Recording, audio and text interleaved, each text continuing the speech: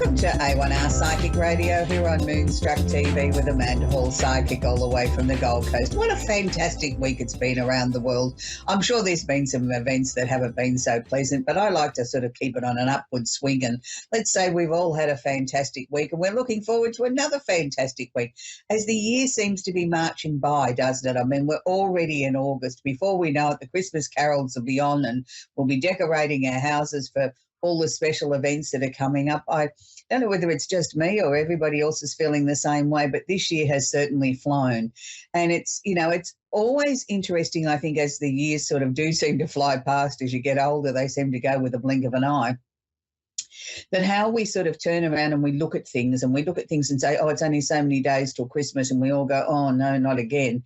For me, I love it. I love that time of the year. I love it once we get into the Leo time of the year. I start to feel the magic of what's ahead, that, we're coming up towards so many special events. Here in Australia, we don't celebrate Halloween like you guys do in the US, but we're starting to slowly get there.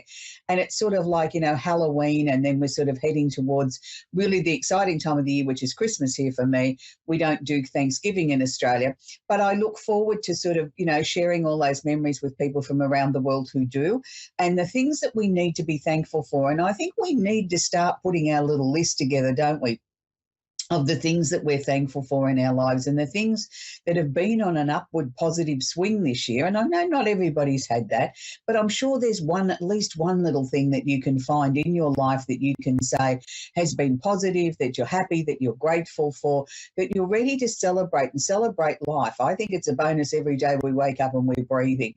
And I know that might sound very simplistic, but for a lot of people, that is exactly how they feel, that they have health conditions and things that are going on in their lives, that they wake up in the morning and they really do feel blessed, that they've had, the opportunity to breathe again for another day and enjoy this amazing planet of ours. So this week, the Simply Tarot card of the week is all about celebrations. And isn't that wonderful? It's the Three of Cups, and it's the card of celebrations and bright happenings. We can see the three young ladies there. I've got their cups charged in the air. They're celebrating, they're dancing, they're enjoying life. And that's what I want everybody to sort of focus on this week. No matter what's going on in your life, there is always some simple little thing that can put a smile on our doll, something that we can celebrate, even if it is only just opening your eyes and breathing for the day. And, there's so much sadness and so much sickness in the world. I think we've really got to try and turn around and focus on the positives. There's enough sadness to go around. There's enough negative stories on the news, whether it be flooding events or fire events or, people losing their lives or choppers falling out of the sky, whatever the case may be, that we've got to try and twist it back around and I think start to focus on the positive a little bit more. I think we've got out of practice of that, of just finding something to be thankful for each and every day. And even if it is something as simple as, somebody walking past and smiling and saying hello, that can brighten our day. There's so many ways that I think we can put a more positive spin into our lives that doesn't cost us money. It costs us a little bit of time and a little bit of kindness. And I think if we all did that for the next week, I'm sure the planet would start to feel a shift in energy where things would start to feel a little bit more positive. I think we all can do our little bit to sort of help the world become a more positive place. And, make sure that you put uplifting music on this week too. I think that's really important. So we're going to go straight into the astrology section. Now, the astrology section each week seems to be getting a little bit busier to me, in as much as there seems to be so much happening at the moment that it's on a very not a complex situation or not a complicated situation. It's just that we're going into some very detailed sort of areas of astrology where we've got some very hard-hitting transits, is what is known as in astrology terms when we're talking about the current situation. And we've got a lot of the slower outer planets that are really dominating astrology at the moment, that are really affecting each and every one of us. And it's not so much that we're becoming more serious about things, it's just these are the ones that are making the aspects between each other that are governing our solar system at the moment, that are affecting each and every one of us, no matter what our star sign is. We're all feeling the intensity of these outer planets as they really ramp up their energy and start to sort of try and bring the planet back into some sort of balance. So we still have the sun in Leo, which is one of my favourite times of the year because it's a fire sign. It's sort of a time when we all feel a little bit more energised, no matter what your sign is. That you sort of start to feel that the year's on the decline, that, we've got over the halfway mark, we're over that hump. We're looking forward to, if you're in the Northern Hemisphere, you're enjoying the remains of summer and the warm weather and outdoor activities and parties and barbecues and swimming and all those sort of things before you go into fall fairly soon. So you're sort of enjoying lapping up those last days of the sunshine and the warmth and the longer days and all those sort of things. And it's really important to celebrate that and enjoy that. We have the planet of communication. Mercury, the planet of communication, is sitting in Virgo at the moment. Now, anytime Mercury is in Virgo, Mercury feels very comfortable there because it governs Virgo. It means you have to be very clear, very concise, and very precise with the messages that you're trying to share. Now, you will find here that sometimes you might need to stop and think about what you're going to say, or you were going to say something and you think, hang on a minute, that doesn't sound right. I'm going to reword that. I'm going to make it come out a little bit clearer. So it can be a time when we can get bogged down on the finite details. Now, I'm not saying that that's wrong, but what I'm saying is sometimes we can be so obsessed with trying to make sure the very intricate detail is so precise that we forget that we've got a bigger message behind it. Instead of getting bogged down on one or two words, we've got to get the whole story out or the whole message out, not just those couple of words. Now, Mercury is actually opposition. Now, when we say something's in opposition, it means it's a direct opposite from each other. So one planet here, one planet there, and they're at direct opposition. So they're opposing each other. So Mercury, the planet of communication, is actually opposing Saturn, the planet of discipline, restriction, and obligation, sitting in Pisces at the moment. Now, Saturn is actually going retrograde at the moment. Now, what that means is Saturn is trying really hard to bring a focused, disciplined sort of approach to Pisces at the moment. And it's probably struggling a little bit because Pisceans don't seem to like structure. They don't like to be told what to do. They like to do things in their own way. And with Saturn going retrograde here, it's sort of they're having a little bit of a problem trying to focus, trying to keep their head straight about the issues and the situations in their life at the moment that they need to be focusing on. Now, I can't stress enough that for any Pisces or any Virgo at the moment, that they really need to be really focused, laser focused on communication at the moment, because they're going to misinterpret or actually miss the very vital clues or the vital information that's trying to be shared with them because they're too busy sort of being a little bit naughty in a sense and sort of ignoring the fact that they've got to be laser focused. It's like they want to wander off and have a bit of a dream or, think about other things or sort of, take their mind off things instead of being laser focused on what's needed here. And what's needed here is intense discipline and structure in their life. It's not the time to go off the rails with things. It's the time to be really, really focused, clear-headed, make sure that you're eating properly, sleeping properly, getting enough exercise, all those sort of things, and keeping your mind as clear as possible. It's not the time that we cloud it with other things. It's also the time that they need to keep everything as positive as possible around them. No negativity. Negativity will take away from this laser focus that is required on communication. Now, just because I've mentioned Virgos and Pisces, this flows on to every other single solitary sign in the zodiac. It is just that it's affecting them a little bit more than the rest of us. So it's a time, if you've got to have a really serious conversation with someone, make sure they do have their listening ears on, but also make sure that you're approaching it in a way that you're not being bombastic, dictatorial, or trying to run roughshod over somebody. Sometimes you need to sort of take a more gentle approach and sort of appeal to their better nature and say, look, do you really need to do that? Have you understood the reasons why the triggers are here? Maybe it's time to readdress or look at the situation and look at it more clearly, that sometimes we need to take a different approach to get the results that are needed. It is a really difficult time communication-wise because people are getting very antsy. They're sort of getting their back up. They're not very comfortable with it. And if they don't like what they hear, they just shut off and find another way of coping with the situation.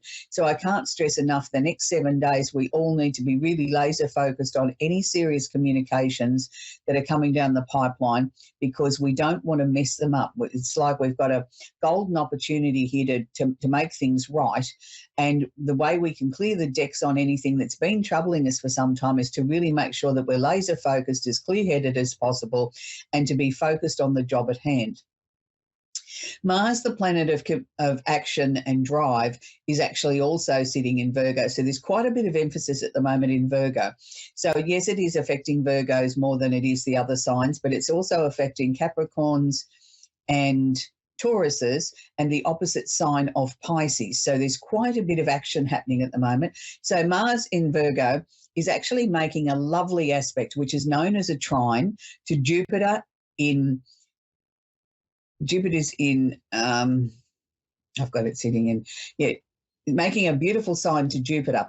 So we need to be sort of really focused on this at the moment. We need to focus on the fact that we've got opportunities here to make things really, really right.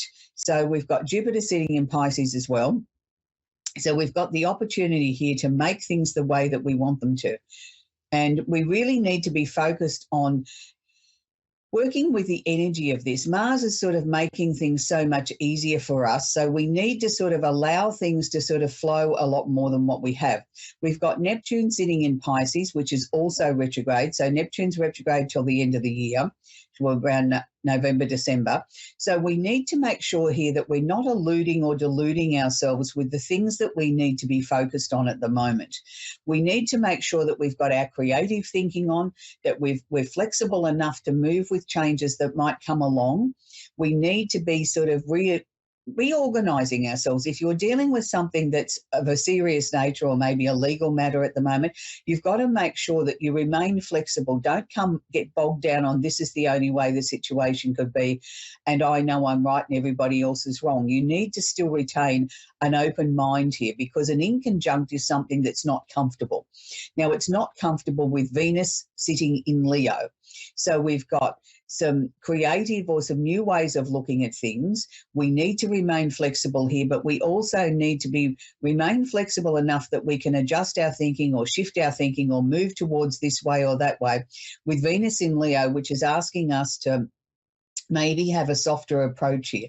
Not everything needs to be like the bull in the china shop going full steam ahead. We can take things a little bit calmer if we want to. It is the time that we don't necessarily have to be necessarily bombastic. I think we can sort of approach things in different sort of ways. Yes, make sure that you're fully informed with everything that you need to follow through on and that you need to understand, because Neptune is asking you to make sure of that you've come out of the long dark tunnel. You're now coming into the clearing. You're coming into the light. So we need to make sure that we've got all the information that we need with anything that we might be dealing with, which an inconjunct is an abrasive situation. It's something that makes us feel uncomfortable, which is connected to matters of the heart, not necessarily love affairs, but anything that we feel passionate about. And it's sitting in Leo, so it's going to have a double or a triple dose on passion here. Passion isn't always something that's positive. Passion sometimes can relate to aggression, anger, negativity and jealousy. So we need to be careful here that we're balancing our need to succeed and not become aggressive with it. We have Pluto still sitting in Capricorn. He's going through the last little few months there of being in Capricorn, only going to be there for another 4 or 5 months. So Pluto's role here is to really ramp everything up. He's starting to ramp everything up on the global stage, where we're starting to see things coming out in the woodwork. People are being arrested and going to court, and things are coming out in the woodwork. We're catching criminals like we've never caught before, things like that. So Pluto is really sort of starting to tidy everything up, particularly on an official level, before he does officially leave Capricorn and move into Aquarius for a very, very, very long stint there. So it's going to be interesting to see how Pluto will work in Aquarius once he beds in there. But for the moment, he's on his last hurrah, if you want to put it that way, in Capricorn, where he's trying to tidy everything up on a global stage, on a political stage, and on a stage for us mere mortals, where anything that's official in our lives that we haven't tidied up, we haven't dealt with, whether it be legal, government, official, family matters, whatever the case may be, we've got a few months to do it. and the truth will come out. So if you've done anything that's been deceptive, against the law, you've tried to deceive someone else, you will be caught out. Pluto will not let you get away with it. So, not everything's always going to go the way we want it to, particularly if we haven't been honest with ourselves and the people that we're dealing with. Finally, I want to wrap up the astrology with Uranus in Taurus. Now, Uranus is moving, quite fastly through Taurus now, and, down to the last 8 or 9 degrees of being in Taurus. So Uranus is still the unusual and the unexpected planet. It can bring things out of nowhere. It says that, don't just think because you think you're on the right path that you're doing everything right. Make sure that it is right. Make sure that it's for the best that it can possibly be, not just for yourself, but for everybody else around you. And then that way Uranus will bring rewards. If you're trying to be deceptive or deceitful or not considering other people, then Uranus doesn't bring rewards. It brings frustration and situations not turning out the way that you want it to be. So I hope you've enjoyed the astrology section. We're going to move on and take our first caller today, which is Jenny in Guntersville in Alabama. Are you there, Jenny? Yes, I am. Do you have a question I can work with, please, Jenny? I was wanting to see if you connect with my mom. Okay, Jenny. Look, there's no guarantees that I can connect with your mum in just a very short space of time. Do you have a question that if you were to ask her a question, do you have a question you'd like her to answer for you? I want to know if I'm doing everything right, like she would want me to be doing. Okay. All right. That's Jenny.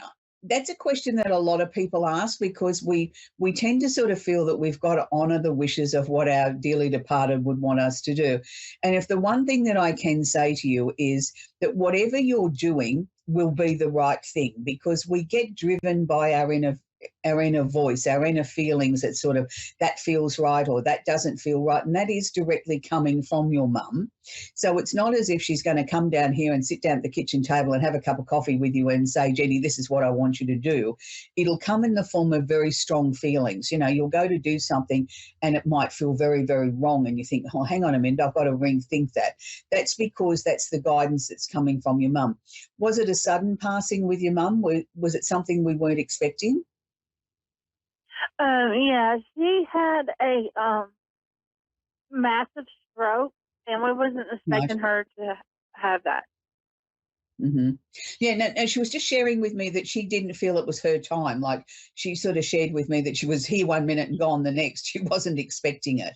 So that's why I thought it must have been sudden, because she just sort of said to me, it was just, I was just here one minute and then I was gone and I didn't know what I was supposed to do. It was almost like, I'm not saying any of us are probably 100% prepared for our time to depart the planet, but for her it came as a real shock. It wasn't something that she felt that there was any sort of lead up to. She keeps saying to me that you've got to stop being so hard on yourself. So I think you just got to loosen everything up and just do what feels naturally. Don't get bogged down on what she would want you to do or not want you to do. Just be yourself. That's what she wants. She wants you to be yourself. She wants you to sort of take the reins to your life and enjoy things again. She wants to see you smile. She was telling me you haven't been smiling much lately, and I can understand that. I mean, any loss takes time to get over, and that's the last thing we feel like doing is smiling and having a party. We've got a lot of different emotions to deal with, but she wants to see you smile again. She's also showing me, she's dangling in front of me keys to what I'm assuming is a new home. So have you been thinking of moving? Yeah, I've moved. Right. But she keeps dangling these keys into me saying, here's the keys to your new home and your new life. So if you've only just moved, then I think she wants you to get on with your new life, sweetie. Okay. Okay. But she loves you and she misses you, and she's giving me lots of big pink hearts and lots of flowers for you. So that's all their way of expressing their love for you. And she loves you and she knows everything that's going on, sweetie, but she wants you to know there's nothing you could have done to prevent what happened. She didn't even know it was happening. You didn't miss anything. Okay. And I think you've beat yourself up over that a bit, haven't you? That maybe you should have seen the signs and got her to a doctor or something. She didn't even know herself that there was something wrong. She was very clear on that. She wanted you to know that there's nothing you could have done. She didn't know, so how could you know? Enjoy your new Okay. home, Jenny. That's what your mum wants you to do, and start to try and put a smile on your face. That's the one thing she wants to see is your smile again, sweetie. Okay. Thank you so much. Okay, you're very welcome, Jenny. That's where we're going to leave Jenny, and we're going to talk with Sonia in Gießen, Hensen in Germany. And I hope I've got that right, Sonia. How can I help you, sweetie? Do you have a question I can answer for you, Sonia? Are you there, Sonia? Of Oh, it looks relationship, like and I have a sister. you want to know about your relationship, sweetie. Is that what you asked?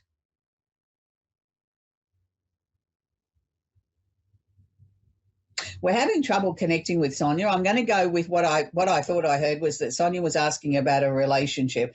To me, there is some changes coming up around the relationship, Sonia. I'm not seeing an end. I'm not seeing a breakup in the relationship, but I am seeing sort of like a reorganisation, as if we've had some tough times emotionally that you've needed to work through together as a couple.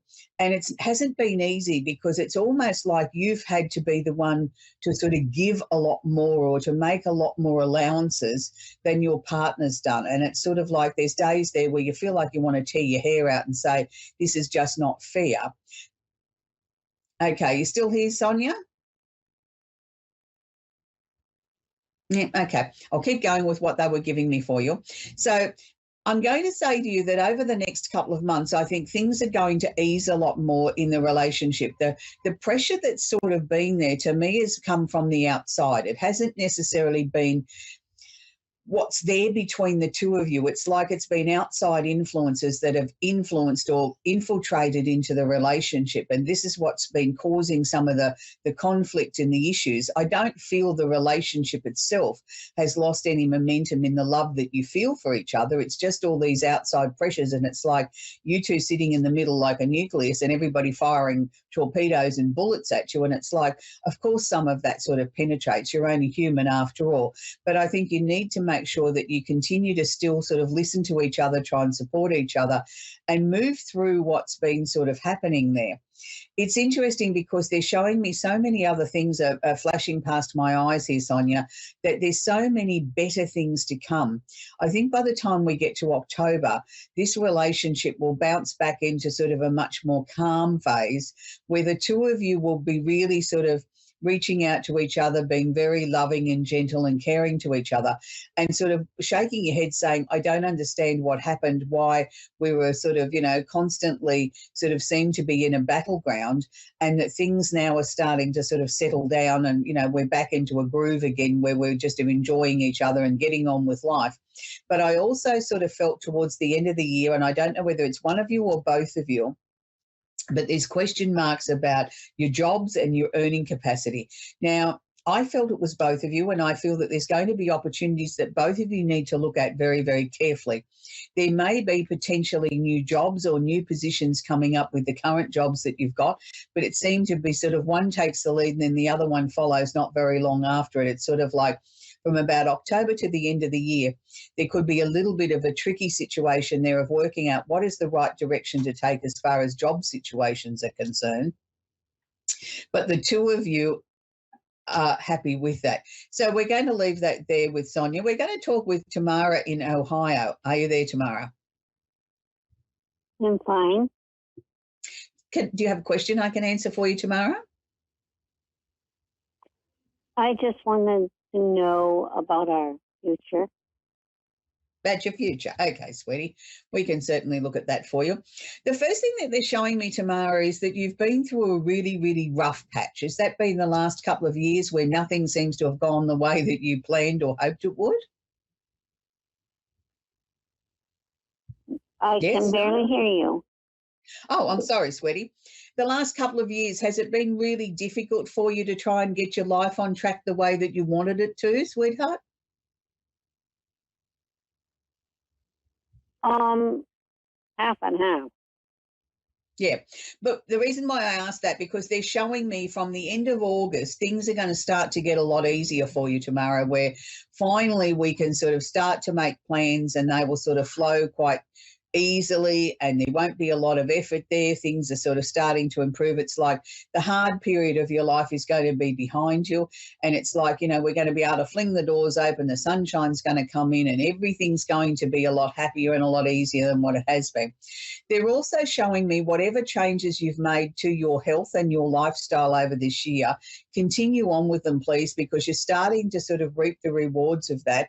You're starting to feel really well. Your body's starting to respond to that. I just sort of see nothing but happiness coming towards you, Tamara, over this next 12 to 18 months. Why do I sort of feel as if you're ready to love again? Is there no one special in your life at the moment, Tamara? Yes, I'm married. Yeah. Could that just be that there's more loving energy coming, resurgence between you and your husband, because you've had to sort of focus on everything else? There hasn't been a lot of time to put into each other. Is that what I'm seeing? No.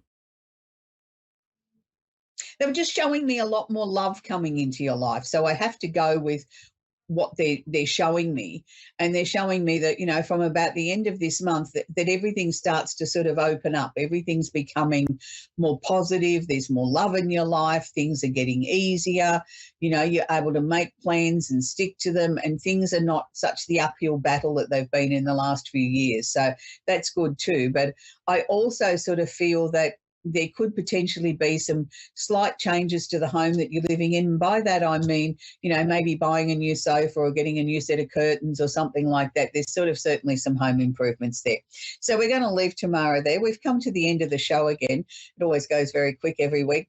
It's been a tough week for a lot of people around the world with, as I said at the top of the show, a lot of very strong planetary configurations sitting around at the moment. So just do the best that you can do. Take it hour by hour or minute by minute, and just know that, we are going to get to a better place. And, it is an interesting time of the year, even though we have a lot to go through and a lot of people are going through it. If we're able to sort of just be truthful with ourselves and just do the very, very best that we can do, that's all we can do. We can only do our best. We don't need to compare ourselves to someone else. We are the person that's in our own race. We're the only person we need to compete with is us. And if you're doing the very best and being the best person that you can be, that's all we can ask. So this week I want to leave you with a song that very few people would be familiar with unless you live in Australia. But one of Australia's most talented young singers that won Australian Idol here quite a few years ago now is Casey Donovan. And I feel that this song is really appropriate, that we all could do with a little bit more of this. And it's called Listen to Your Heart. So if you get a chance, look it up on your music device. It's called Listen to Your Heart by Casey Donovan. It's a very, very powerful song with a very, very powerful message, which I think is really appropriate at the moment. We all need to listen to our heart a little bit more. So until next week, bye for now and have a fantastic week.